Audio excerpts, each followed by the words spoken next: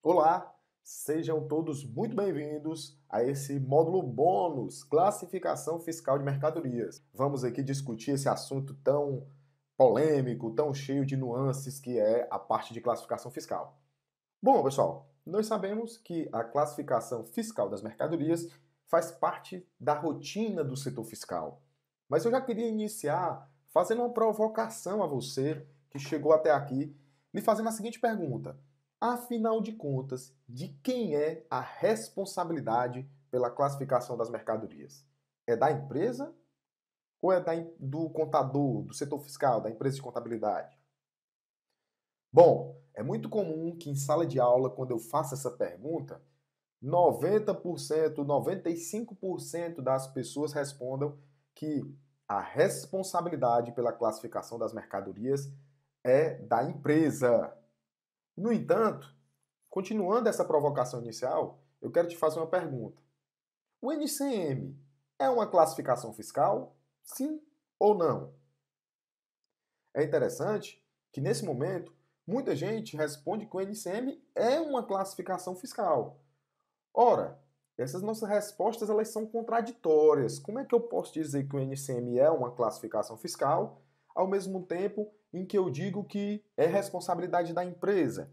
Se a empresa ela contratou você profissional para prestar consultoria, para ser o responsável pela escrita fiscal, significa que ela não tem domínio sobre aspectos tributários.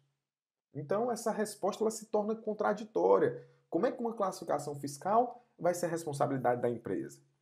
Bom, pessoal, eu já inicio dizendo para você que nós vamos desmistificar isso. A NCM não é uma classificação fiscal, como a gente vai ver mais à frente, tá certo? Então vamos lá, vamos para a nossa introdução a essa aula de classificação fiscal de mercadorias. Começo lhe perguntando, afinal de contas, é difícil classificar mercadorias? Atualmente, a tabela do IPI, ela contém 10.393 códigos NCMs diferentes. Porém, pessoal, o processo de classificação de mercadorias, ele vai muito além de uma simples consulta a uma tabela.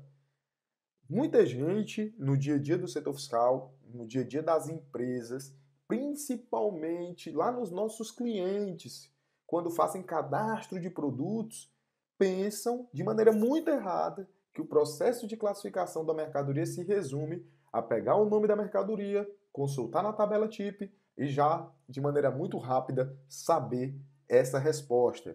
E até já lhe digo de antemão que esse módulo ele vai lhe provocar bastante esse bônus, porque você pensa que vai conseguir saber tudo sobre classificação de mercadorias e eu vou lhe mostrar que para você fazer essa classificação, você vai precisar de muito conhecimento a respeito do produto.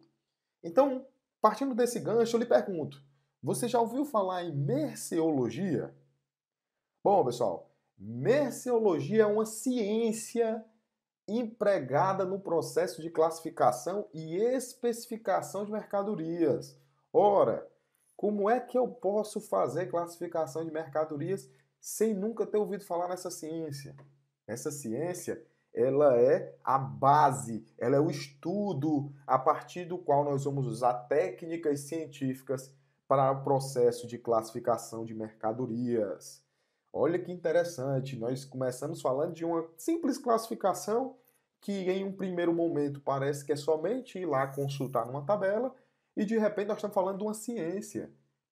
É muito mais amplo do que o que parece, pessoal, esse processo. Então vamos lá. A utilização do NCM é obrigatória, conforme prevê o ajuste NF sem número de 1970. E essa NCM, que é obrigatória, no início ele era obrigatório somente para as atividades industriais e equiparadas, conforme previa o ajuste NF sem número 1970. Na verdade, não existia nem a NCM em 1970, nós tínhamos a NBM, que era a nomenclatura brasileira de mercadorias, que posteriormente veio a se transformar na NCM, com a adoção do sistema harmonizado, que a gente vai já ver. E nós temos também o ajuste em F7 de 2005, que fala da nota fiscal eletrônica, aonde foi incluído na nota fiscal eletrônica a obrigatoriedade da NCM. A NCM ela passou a ser essencial para a definição de vários tributos, tais como o ICMS, o IPI, PIS/COFINS, imposto de importação e imposto de exportação. Por que ela se tornou tão essencial? Porque foi a partir da utilização que ficou mais fácil identificar casos de incentivos fiscais, substituição tributária, regimes especiais e tributação diferenciada. Tudo isso a partir da utilização dessa nomenclatura comum do Mercosul. Porém, pessoal, existe uma complexidade muito grande quando nós falamos de classificação de mercadorias. Por quê? Você imagine, esse caso é clássico aqui do parafuso. Se você consultar na tabela TIP o termo parafuso, nós vamos identificar 9 códigos que mencionam essa nomenclatura. O primeiro deles vai ter lá o código 7318-1400, que vai dizer o seguinte: parafuso perfurante. Ora, na minha humilde opinião, eu não precisaria de mais nenhuma outra classificação, porque para mim todo parafuso é perfurante. Porém, pessoal, nós vamos ter muitos outros tipos lá, como outros parafusos, parafusos e porcas, taxas, pregos, escápulas e parafusos. Então, qual é o correto? Eu poderia utilizar qualquer um deles. Qual que seria o correto? Bom, para isso é que começa a surgir várias perguntas durante esse processo para que a gente possa chegar na correta classificação.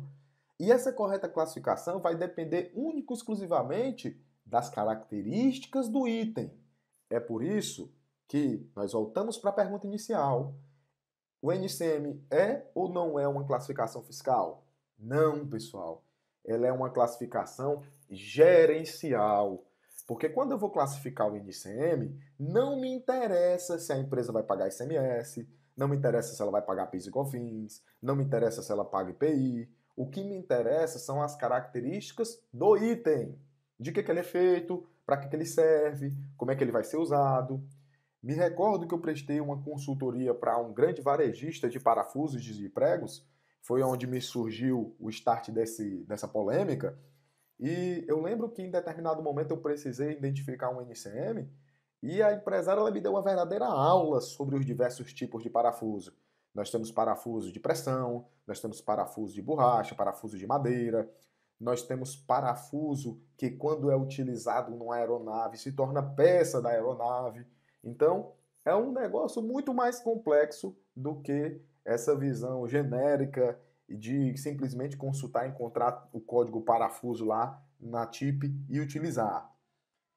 E para a gente contextualizar como que a gente chegou nessa conclusão de que o NCM é uma classificação gerencial, eu preciso falar para vocês um pouco sobre o sistema harmonizado. Você já ouviu falar sobre o sistema harmonizado? Nós sabemos que a maior parte dos recursos dos países vem dos tributos que incidem sobre as mercadorias. Porém, quando um país começa a comercializar com o outro, existem muitas dificuldades nas negociações, porque nós temos diferenças culturais, de idiomas, de tributação, de moeda, dentre muitas outras. Então, em virtude dessa dificuldade e para facilitar o comércio exterior, foi criado o sistema harmonizado. Você imagina que o Brasil está mandando uma mercadoria para a China. Ao invés de chegar lá na China e ser necessário abrir as caixas para ver, identificar o que é o produto, ter que traduzir o documento, bastava que se consultasse uma codificação e que rapidamente nós teríamos acesso a que tipo de produto estava sendo comercializado. Só que no Brasil, nós tínhamos antigamente a Nomenclatura Brasileira de Mercadorias, a NBM, que foi adotada desde 1966 para as atividades de importações e exportações, que servia exatamente para atender ao sistema harmonizado. E em 1986, o Brasil ele aderiu efetivamente ao sistema harmonizado, permanecendo ainda assim a NBM em vigor até 1996. Porém, pessoal, lá em 1991 foi criado o Mercosul e em 1995 tornou-se uma união aduaneira, aonde os signatários do Mercosul eles poderiam adotar as mesmas alíquotas e foi criada a TEC, a Tarifa Externa Comum. Foi então que criou-se o NCM e em 1996 a TIP baseada na NCM. É importante dizer que o NCM ele obedece ao sistema harmonizado. Nós temos uma aderência da nossa NCM ao sistema harmonizado. O NCM ele agrupa várias categorias para facilitar as negociações internacionais, como eu mencionei para vocês agora há pouco, além de permitir um maior controle aos países que utilizam dessa classificação. Com esse controle, os países, a partir de uma consulta às NCMs das operações comerciais entre eles podem utilizar estatísticas para constatar o volume do comércio. Por exemplo, com a utilização do NCM, eu sei que tipo de produto é mais exportado, que tipo de produto é mais importado. E com isso, favorece o planejamento de uma economia interna, favorecendo ali os interesses de cada país e limitando o comércio de determinados produtos. Ora, se eu quero que determinado produto seja menos exportado, eu posso aumentar a tributação dele. Agora, se eu quero que importar, incentivar a importação, eu isento algum produto, além de também permitir a fiscalização, tanto sanitária como ambiental e bélica. Por exemplo, quando você utiliza o NCM de uma arma de fogo, o físico ele pode ir lá dentro do seu banco de dados, fazer um filtro, buscar a utilização do NCM da arma de fogo e saber se o seu estabelecimento está apto a comercializar aquele tipo de produto. A estrutura da NCM ela é baseada no sistema harmonizado, obedecendo os seguintes parâmetros. Nosso NCM eles possuem 8 dígitos. 6 desses dígitos eles vêm do sistema harmonizado. E 2 dígitos são do Mercosul. Ou seja, é importante você saber que 95% das mercadorias do mundo estão aderentes ao sistema harmonizado. E o nosso NCM também está aderente.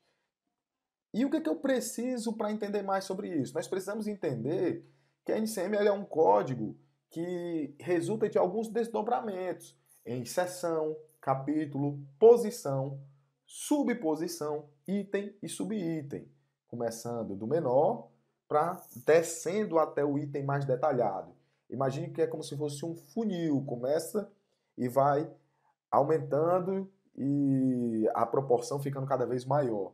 Então, peguei aqui um exemplo da NCM 01041011, animais reprodutores de raça pura, da espécie ovina, prem ou com cria ao pé.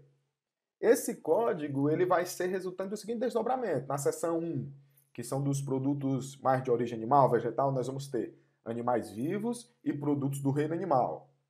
Já no capítulo 1, nós vamos ter animais vivos. Na posição 0104, nós temos animais vivos das espécies ovinas e caprina. Na subposição 010410, nós temos ovinos. No item 010410.1, nós temos reprodutores de raça pura.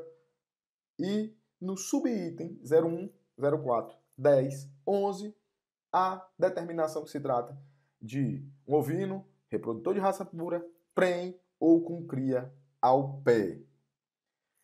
Essa classificação da NCM ela é hierárquica e considera o nível de industrialização das mercadorias. Nos primeiros níveis são contemplados os produtos primários, de origem animal, vegetal, vivos, e nos níveis finais são encontrados os produtos mais manufaturados, com alto índice de industrialização, como máquinas, veículos, armas de fogo, computadores. Então, vamos conhecer alguns conceitos para a correta classificação das mercadorias. Para fazer a classificação correta das mercadorias, é fundamental conhecer bem da mercadoria. Percebam que isso é muito gerencial. Eu até coloquei aqui a imagem do medicamento. Por exemplo, você, profissional da área fiscal, você, contador, tem competência para classificar a NCM do medicamento? Você vai bater o olho para o medicamento e vai saber qual é o seu nome químico, o seu princípio ativo. Então, para você pensar em fazer a classificação de um produto, você tem que primeiro conseguir responder essas perguntas. Qual é o seu nome? Qual é o nome científico desse produto? Para que ele serve?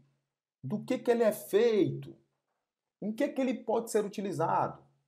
Caso você não consiga responder essas perguntas, é recomendável que você procure um especialista. No caso de um medicamento, o especialista será um farmacêutico, por exemplo. E é fundamental que você conheça a NCM e os recursos que podem auxiliar na missão de fazer essa classificação, tais como as regras gerais de interpretação do sistema harmonizado, as regras gerais complementares das NCMs e as notas explicativas do sistema harmonizado. É importante também destacar que a TIP e a TEC, tanto a tabela de imposto de produtos industrializados como a tabela da tarifa externa comum, eles também possuem regras complementares, por exemplo, os EX tributários. Por exemplo, quando você consulta lá na TIP, o código do protetor solar, que é o 33049990, você vai ter o EX01, que diz que se tratam de preparados bronzeadores. E nós temos o EX02, que são preparados antissolares, exceto os que possuem propriedades bronzeadoras. Ou seja, nós temos aí duas exceções. Nós temos uma que é o bronzeador e a outra que é o protetor solar. E o que é mais interessante, pessoal, é que essas duas possibilidades trazem tributações distintas. Ou seja, eu posso ter o mesmo NCM com uma tributação de um jeito se ele for um bronzeador e uma tributação de outro jeito se ele for um protetor solar. Não é brincadeira não, hein? Então, vamos lá para algumas dicas de classificação da NCM. A primeira dica é: a NCM ela é hierárquica, então você começa sempre do maior para o menor. Então você vai sempre começar da seção até chegar no subitem. Em último caso, é possível você recorrer à Receita Federal por meio de uma consulta formal. A descrição outros na NCM ele deve ser sempre utilizado como caráter residual. Na prática, o que acontece muito? O pessoal usa o outros sempre que tem dúvida, mas isso está errado. O sistema harmonizado ele fornece subsídios para a classificação das mercadorias através das notas explicativas. Nós também temos as regras gerais de interpretação. Pessoal, o sistema harmonizado ele tem as NESHs, que são as notas explicativas do sistema harmonizado, e nós também temos 6 regras gerais de interpretação. Essas 6 regras elas devem ser usadas sempre sequencialmente. Você, no momento de fazer uma classificação, utiliza uma, depois a outra, uma após a outra, para poder fazer a classificação mais próxima da ideal possível. A primeira regra diz o seguinte: os títulos das seções, capítulos e subcapítulos têm apenas valor indicativo. Para efeitos legais, a classificação é determinada pelos textos das posições e das notas de seções e de capítulo. Os títulos têm valor meramente informativo. Ora, se você não pode, porque eu peguei lá aquele exemplo do animais vivos, só porque eu vi que eram animais vivos, eu já me tomei por base aquilo ali, ponto final. Não, eu tenho que descer essa classificação o máximo possível para poder chegar na correta. Então, quanto mais perto dos 8 dígitos você tiver, mais correto é. Não use o título simplesmente da seção ou do capítulo como a indicação de que seja a classificação correta, não. Tenha muito cuidado. Segunda regra: artigos incompletos ou inacabados podem ser classificados como completos, desde que tenham as características dos produtos finais. Artigos desmontados ou por montar seguem o mesmo princípio da regra. Então imagine o seguinte: imagine que você comprou uma mesa e essa mesa está desmontada. Mesmo ela desmontada, ela utiliza a NCM da mesa no seu processo de classificação. Terceira regra: quando a mercadoria apresentar aparentemente a possibilidade de classificar-se em 2 ou mais posições, por aplicação da regra 2, ou seja, porque ela está desmontada, ou por qualquer outra razão, a posição mais específica deve prevalecer sobre a mais genérica. Ou seja, vamos supor que eu tenho duas possibilidades. Uma que tem lá, vamos só dar um exemplo, mesa desmontada e a outra tinha mesa. Se a mesa está desmontada, a classificação mesa desmontada é mais específica. Então, mesmo que a regra 2 diga que eu posso classificá-lo como igual, eu vou usar a mais específica porque ela prevalece sobre a mais genérica. Regra 4.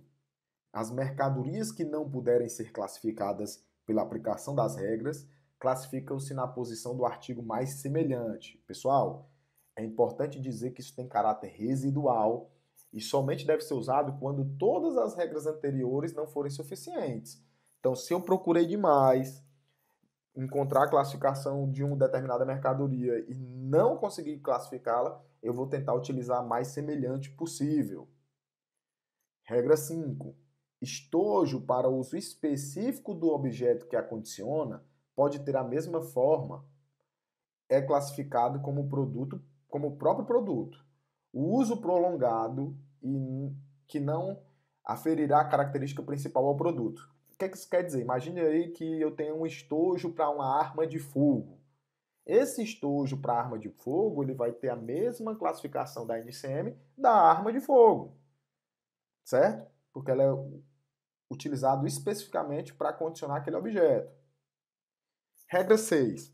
Uma vez escolhida a posição mais adequada, deve-se observar os textos das subposições, as notas explicativas e as regras gerais do sistema harmonizado. Observar claramente a estrutura hierárquica da nomenclatura. Ou seja, quando eu decidir que eu vou utilizar determinado código, eu tenho que me certificar que as notas explicativas me subsidiam, que as regras gerais de interpretação foram observadas e que aquela classificação é de fato a mais adequada. Bom, mas vamos supor que a gente fez uma classificação incorreta. O enquadramento incorreto da NCM ela pode gerar penalidade, além de também poder gerar um recolhimento indevido do tributo. Essa penalidade ela pode variar de 75% a 225%. Por exemplo, conjunto de garfos de aço inox, ela vai ter uma tributação de IPI de 10%. Se eu classifico ele erroneamente com o NCM de uma madeira, vai estar lá tributada a alíquota zero de IPI. Consequentemente, eu posso tomar uma multa que vai de 75% a 225%. Bom, pessoal, se mesmo que você utilize todos os métodos de classificação de mercadorias e ainda assim suas dúvidas elas continuarem, persistirem, neste caso o contribuinte pode protocolar uma consulta formal à Receita Federal.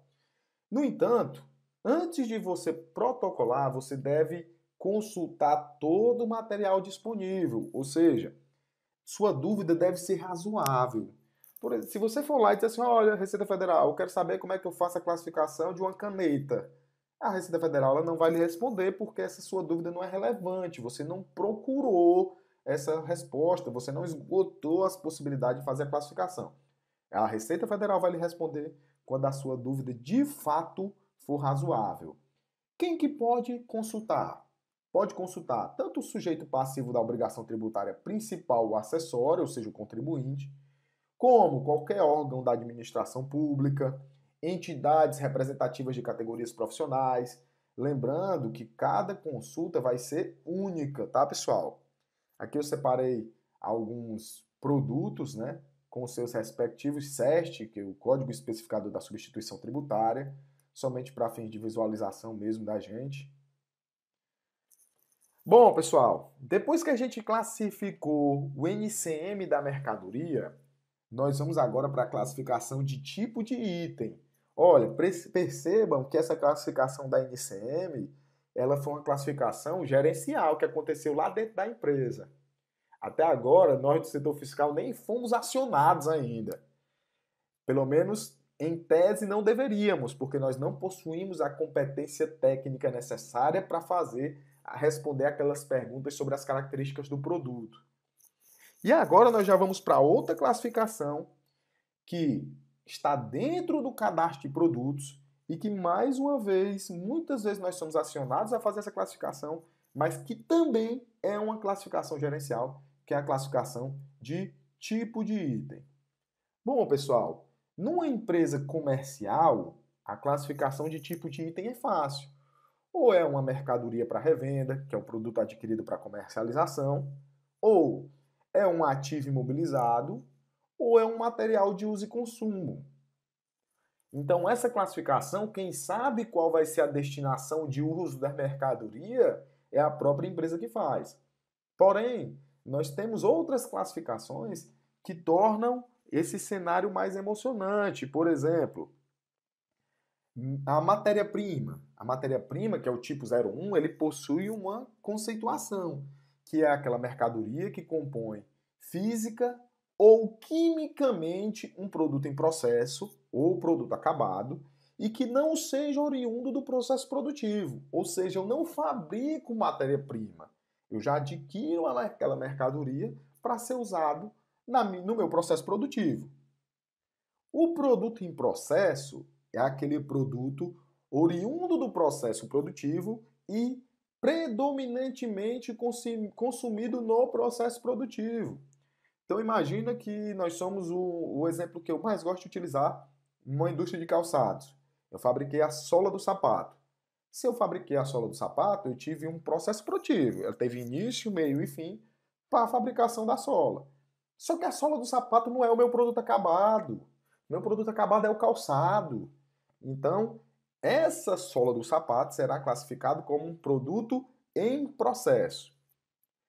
Nós também temos o próprio produto acabado, que é o produto oriundo do processo produtivo e produto final resultante do objeto da atividade econômica do contribuinte e pronto para ser comercializado, ou seja, no caso da indústria de calçado, o nosso produto acabado será o próprio calçado.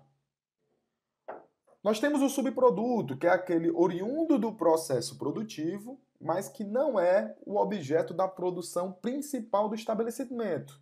Ou seja, numa indústria de confecções, que ela cortou o tecido e sobrou o retalho não era meu objetivo de produção. Como não era meu objetivo de produção, eu não vou classificá-lo como produto acabado. Eu vou classificá-lo como um subproduto.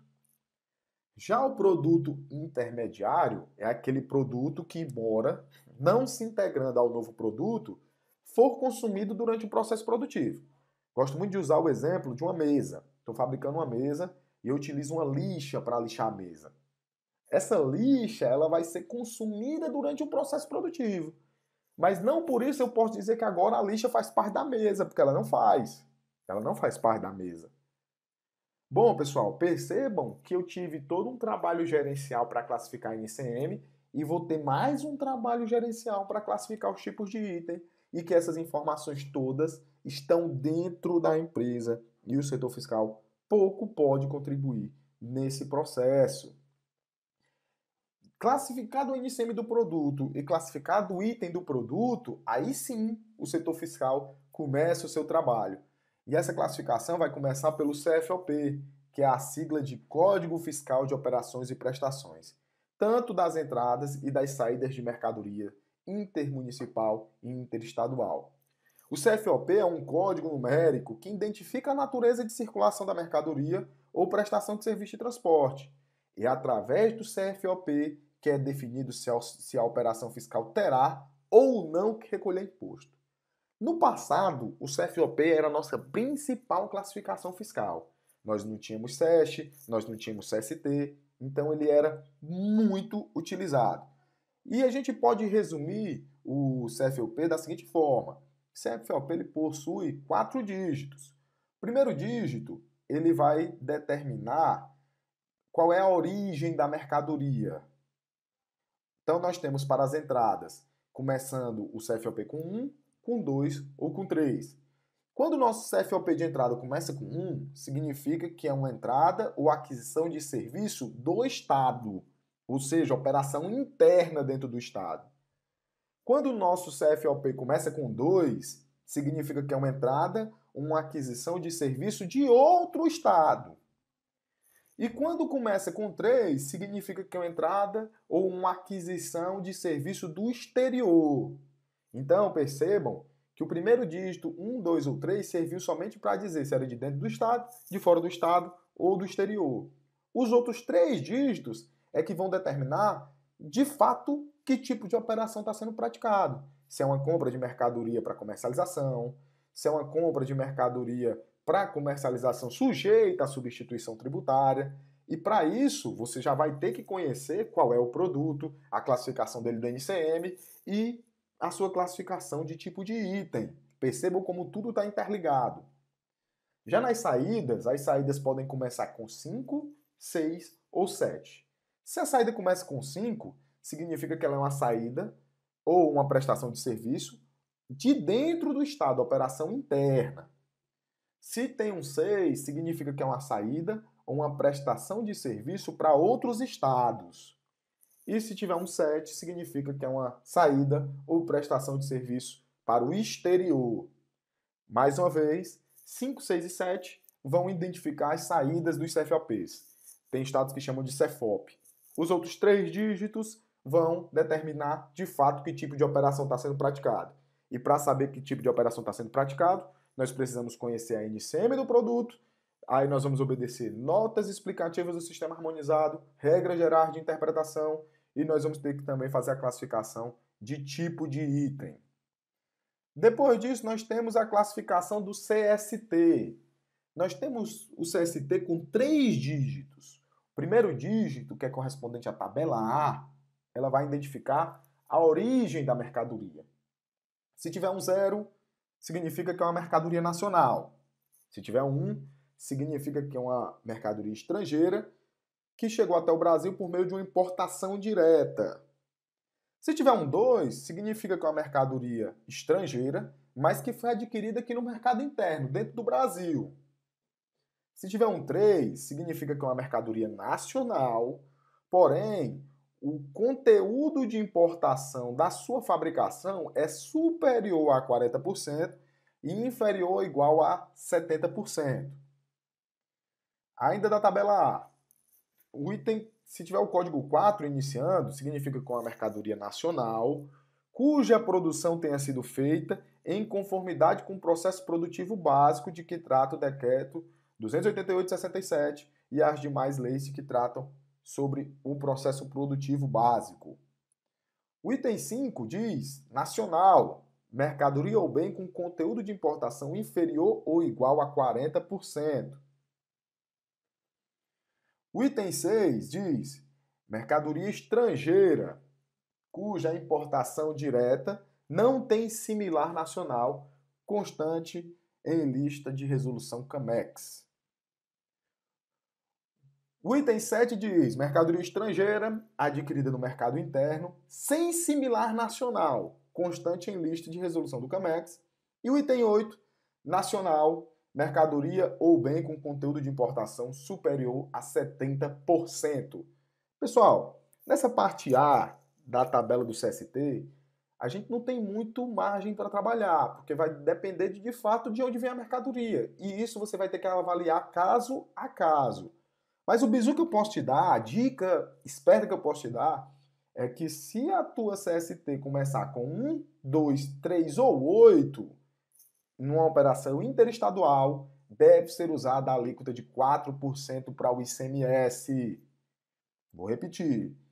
A dica esperta que eu posso te dar é que se tua CST começar com 1, 2, 3 ou 8, nas operações interestaduais, a alíquota do ICMS deve ser de 4%. Já a tabela B do ICMS é onde nós vamos estudar a parte da tributação do ICMS. Aí, pessoal, entram todos os conhecimentos que a gente adquiriu no módulo. Por exemplo, quando a gente viu lá operações normais que geram débito nas saídas e crédito nas entradas, nós vamos ter uma operação tributada integralmente. Já quando a gente utiliza o CST 10, significa que a operação foi tributada e com cobrança do ICMS por substituição tributária. Vocês devem lembrar que lá no módulo nós vimos que esse CST ele é muito utilizado pelo contribuinte substituto, porque ele recolhe o ICMS das suas operações normais e da substituição tributária. Nós temos o 20, que são produtos com redução de base de cálculo, e aqui eu deixo o exemplo do convênio 100/97, que são alguns produtos que têm redução de base de cálculo. CST30 são para produtos isentos ou não tributados e com cobrança do ICMS por substituição tributária.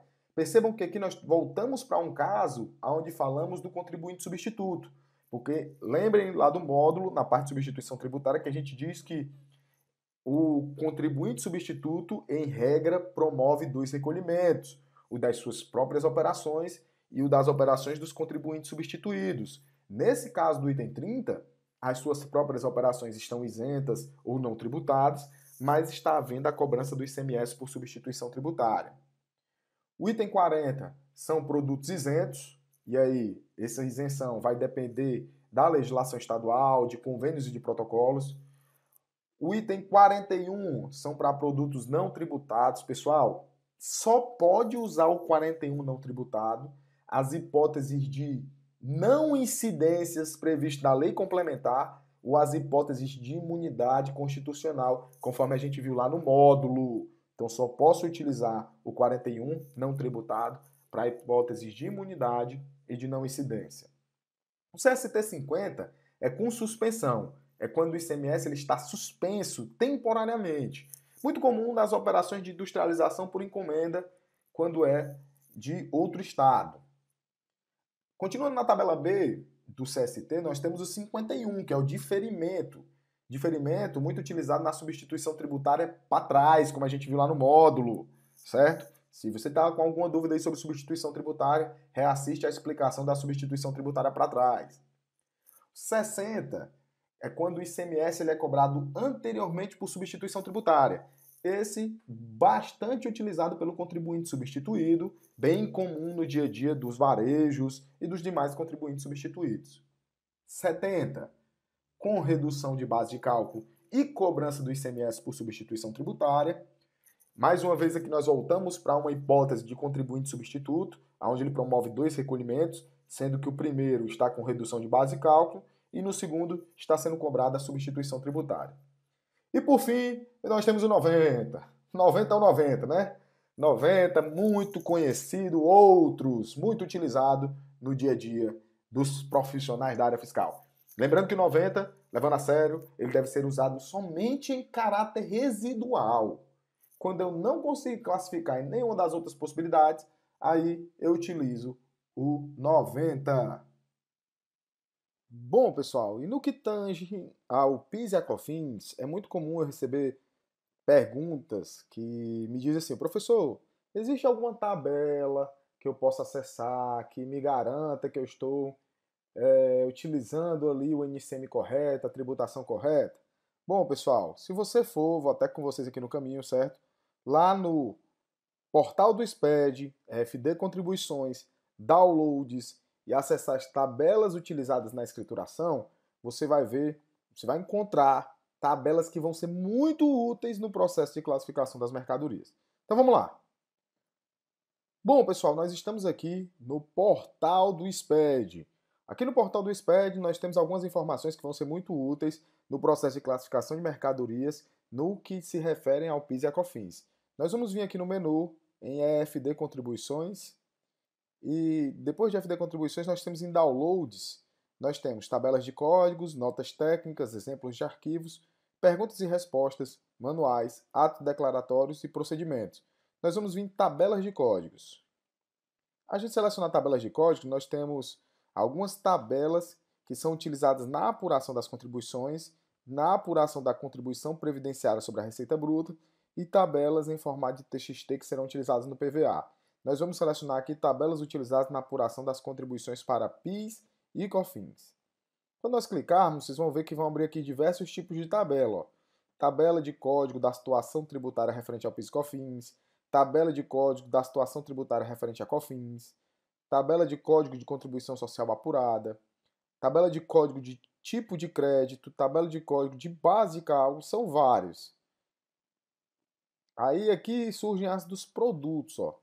Tabela de produtos sujeitos a alíquotas diferenciadas, incidência monofásica e por pauta, que é o caso das bebidas frias.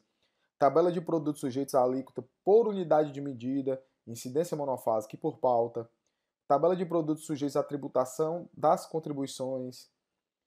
substituição tributária das contribuições, tabela de produtos sujeito à alíquota zero das contribuições, tabela de operações com isenções das contribuições, sem incidências das contribuições, com suspensão, tabela de outros produtos e operações sujeitas à alíquota diferenciadas.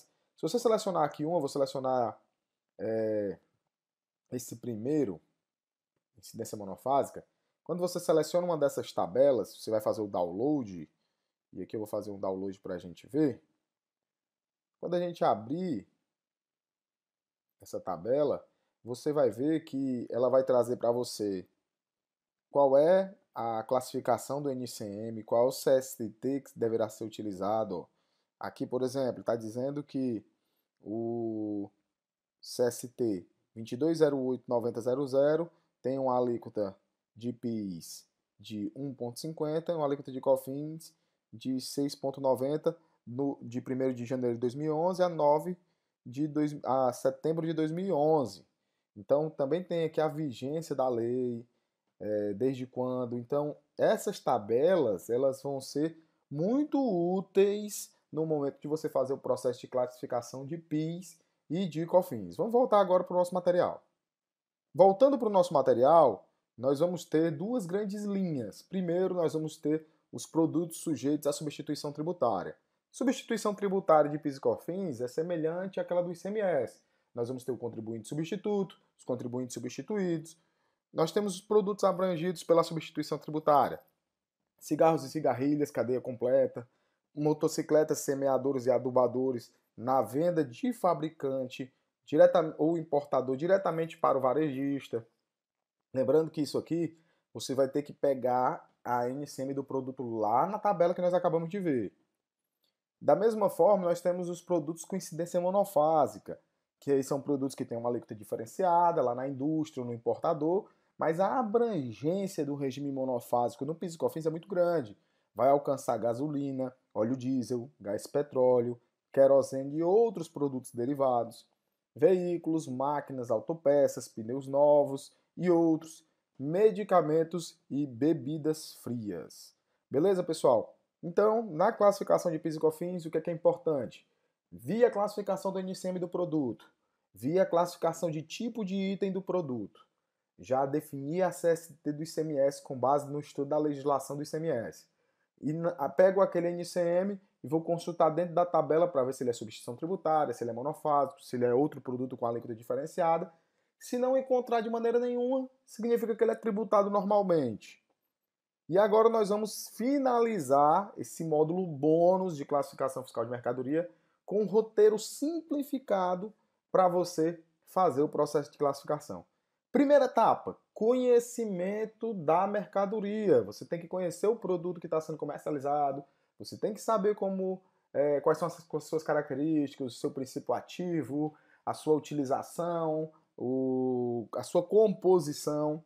Depois disso, você vai aplicar as 6 regras gerais de interpretação do sistema harmonizado que nós vimos aqui nesse módulo bônus.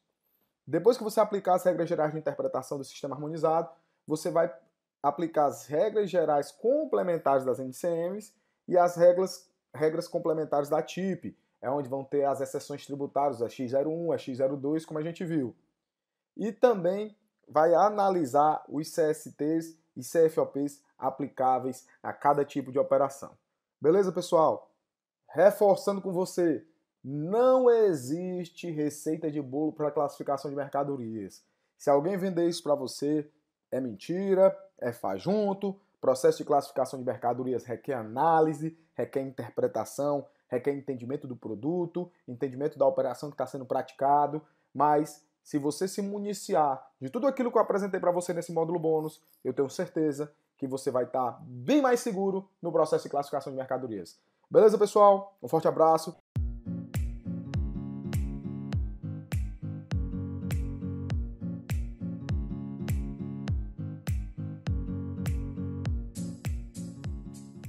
E aí, pessoal, sobre o curso de formação em analista fiscal, que é um treinamento que eu falo bastante sobre ele, porque é, sem sombra de dúvidas, a principal ferramenta que nós temos hoje para dominar o setor fiscal. E esse curso é para quem, pessoal? Para quem precisa de atualização constante, para quem sabe que precisa estar sempre estudando, Para quem quer trabalhar com consultorias tributárias, esse curso é extremamente recomendado.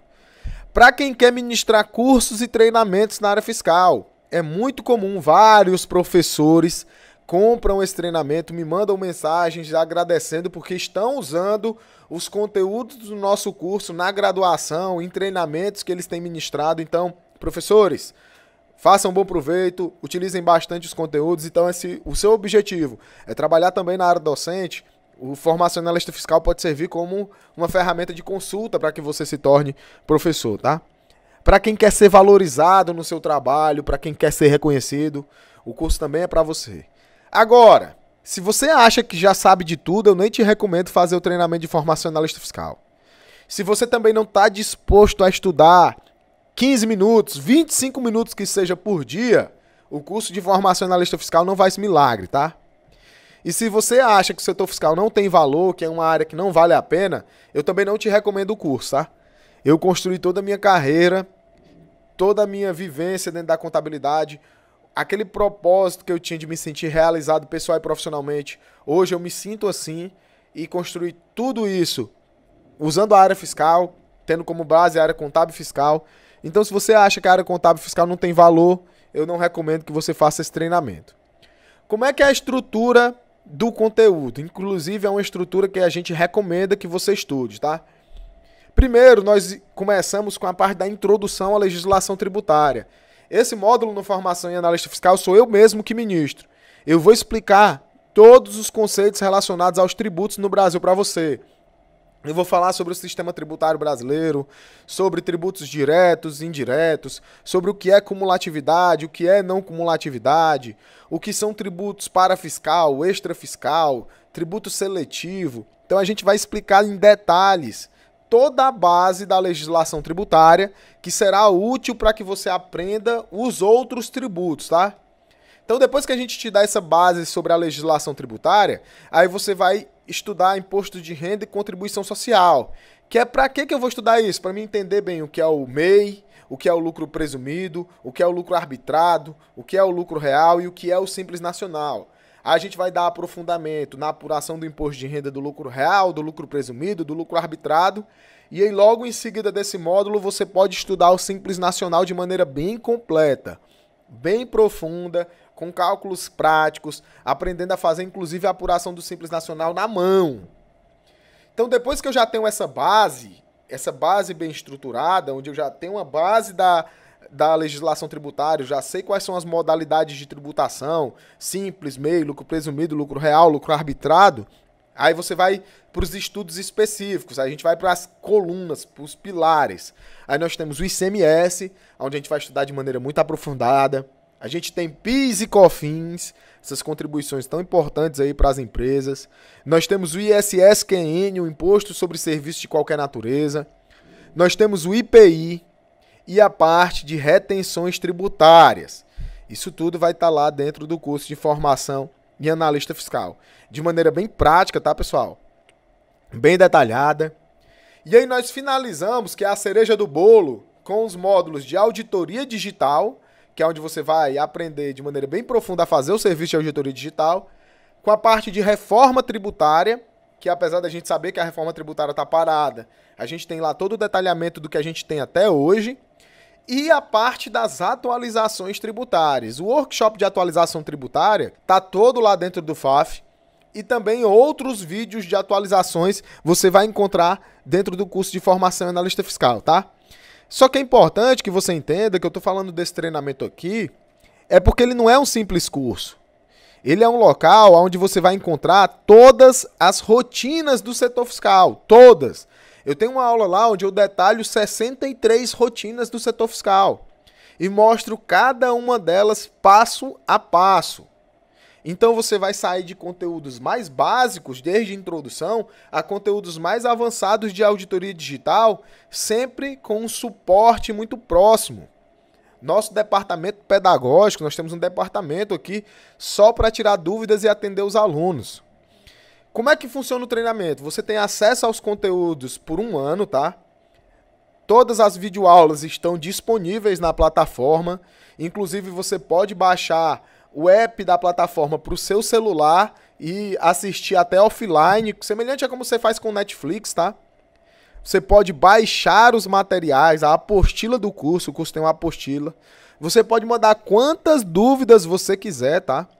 E você ainda vai receber um certificado que é homologado pela Associação Brasileira de Educação à Distância. Então, o conteúdo do curso ele é bem completo, tá? Então, você vai ter acesso às aulas através da plataforma.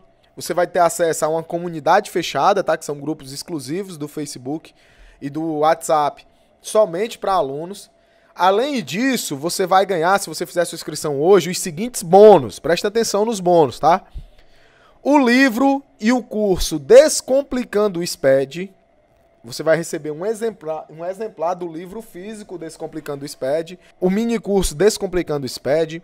Você vai receber um curso sobre a declaração do Imposto de Renda Pessoa Física, ano calendário 2019, exercício de 2020. Um módulo de obrigações acessórias, onde nós vamos tratar sobre DCTF, DFIS e PERDComp. Nós vamos ter 12 encontros extras de tira dúvidas com os professores.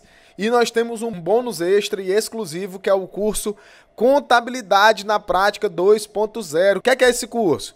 Esse é um curso onde você vai ter a prática da contabilidade, onde você vai poder debitar e creditar, usando um sistema contábil web, que vai ser disponibilizado para você. Então você vai ter toda a experiência de fazer o lançamento contábil, de poder imprimir os documentos fiscais, os documentos que dão base à contabilidade e fazer as contabilizações, as conciliações até o encerramento. Então o curso, além de abordar toda a área fiscal, ainda vai te dar uma prática muito forte da área contábil, tá? Nós temos uma garantia incondicional de 7 dias. Durante 7 dias você pode assistir e reassistir o curso. E se você não gostar, você pode pedir o seu dinheiro de volta, tá? Porque o nosso objetivo é adicionar valor real à sua vida. Então, se a gente não estiver alcançando esse objetivo, basta que você peça o seu dinheiro de volta, tá? Basta enviar um e-mail e eu prometo que a gente ainda vai continuar sendo amigo, tá? Então, pessoal, garante a tua vaga. Acessa aí, ó, é www.formaçãoanalistafiscal.com.br ou então manda aí o teu número do WhatsApp para que o nosso pessoal do comercial, da consultoria, entre em contato com você e tire todas as suas dúvidas, beleza? Eu quero muito te encontrar no curso de Formação em Analista Fiscal. Lá a gente está disponibilizando os cronogramas de estudos, as sugestões de ciclo de estudos através da trilha do conhecimento. Eu tenho certeza que vai ser um conhecimento que vai fazer grande diferença na tua vida profissional, beleza? Pessoal, deixa uma mensagem aí, o que é que você achou dessa aula. Foi um prazer enorme estar com vocês aqui hoje. Um forte abraço e até mais!